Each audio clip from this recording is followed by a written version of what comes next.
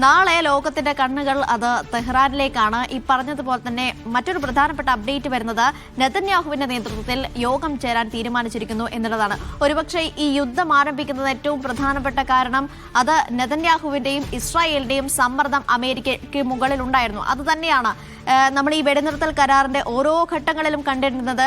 അവസാന നിമിഷം നെതന്യാഹു ഒരു യോഗം വിളിക്കുന്നു, ഇടപെടൽ നടത്തുന്നു, ആ ചർച്ച അവിടെ പാതി വഴിയിൽ നിറച്ചു പോകുന്ന കാഴ്ച നമ്മൾ ഇതിനു മുമ്പും കണ്ടിട്ടുണ്ട്. ഇന്ന് വീണ്ടും നെതന്യാഹുവിന്റെ നേതൃത്വത്തിൽ യോഗം ചേരാൻ തീരുമാനിച്ചിരിക്കുമ്പോൾ അത് ട്രംപിനെ ഏതെങ്കിലും വിധത്തിൽ സ്വാധീനിക്കാനുള്ള ഒരു സാധ്യത ഉണ്ടോ? പ്രത്യേകിച്ച് അമേരിക്കയ്ക്കുള്ളിൽ തന്നെ വലിയ രീതിയിൽ സമ്മർദ്ദം ഉണ്ടാകുന്ന ഒരു സാഹചര്യം കൂടിയാണ്.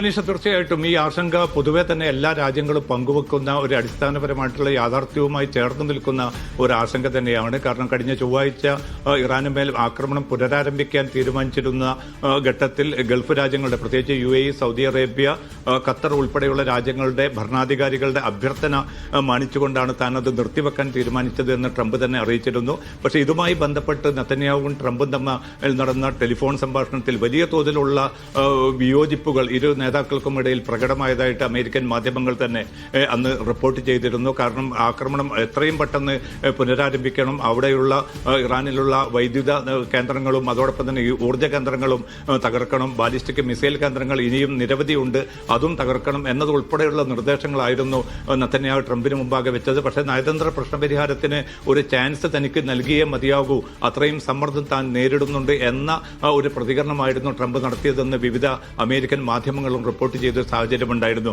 ഇന്നിപ്പോൾ വൈകിട്ട് സുരക്ഷാ മേധാവികളുടെ യോഗം നെതന്യാഹു വിളിച്ചു ചേർത്തിരുന്നു. പക്ഷേ യോഗത്തിലും കൃത്യമായിട്ടുള്ള ഒരു തീരുമാനമോ തീർപ്പോ ഉണ്ടായിട്ടില്ല. പക്ഷേ അമേരിക്ക ഇപ്പോൾ നടത്തിക്കൊണ്ടിരിക്കുന്ന ഈ ചർച്ചകളോടുള്ള വളരെ ശക്തമായിട്ടുള്ള എതിർപ്പ് നെതന്യാഹു ഉന്നയിച്ചു എന്നാണ് ഇസ്രായേൽ മാധ്യമങ്ങൾ പലതും ഇപ്പോൾ റിപ്പോർട്ട് ചെയ്യുന്നത്. കാരണം ഇതിൽ ബാലിസ്റ്റിക് മിസൈൽ പദ്ധതിയും അതോടൊപ്പം തന്നെ യുറേനിയം സമ്പുഷ്ടീകരണവും ഉൾപ്പെടെയുള്ള കാര്യങ്ങളിൽ വളരെ കൃത്യമായിട്ടുള്ള ഒരു തീരുമാനവും നടപടിയുമാണ് വേണ്ടത്. പക്ഷെ അതുണ്ടാകുന്നില്ല എന്നത് തങ്ങളെ സംബന്ധിച്ചിടത്തോളം തങ്ങളുടെ നിലനിൽപ്പിനെ ബാധിക്കുന്ന ഒരു പ്രശ്നമാണ്. കാരണം വളരെ ചുരുങ്ങിയ ആഴ്ചകൾക്കുള്ളിൽ തന്നെ ഇറാൻ സൈനികമായിട്ട് വലിയ തോതിൽ ശക്തി സംഭരിക്കുന്ന ഒരു സാഹചര്യം ഉണ്ടായിട്ടുണ്ട്. അതുകൊണ്ട് ഈ ആക്രമണം പുനരാരംഭിക്കണം എന്ന ഒരു നിലപാടിൽ നെതന്യാഹു ഉറച്ചു നിൽക്കുകയാണെങ്കിൽ തീർച്ചയായിട്ടും ഇപ്പോൾ രൂപപ്പെട്ടിരിക്കുന്ന പ്രതീക്ഷകൾ തകിടം മറിയാനുള്ള വലിയ സാധ്യത കൂടി ലോകരാജ്യങ്ങൾ മുന്നിൽ കാണുന്നുണ്ട്.